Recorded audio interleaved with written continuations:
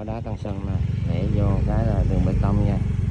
Đó, đường bê tông này là xe hơi C16 chỗ chạy vi ru luôn. Đó, qua cái con suối là tới đất luôn. Đây, rồi, đây vô đất đây, suối đâu rồi, đây,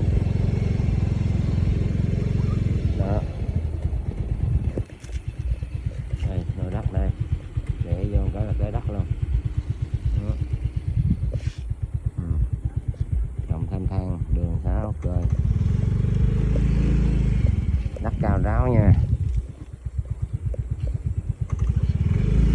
Ranh móc đây, ranh đất đây, đi suối mà không thấy suối, suối như lắc rồi, suối nè, đó, suối bên đây là cái suối luôn, mà sao nó lắc suối rồi nè, không thấy suối nữa.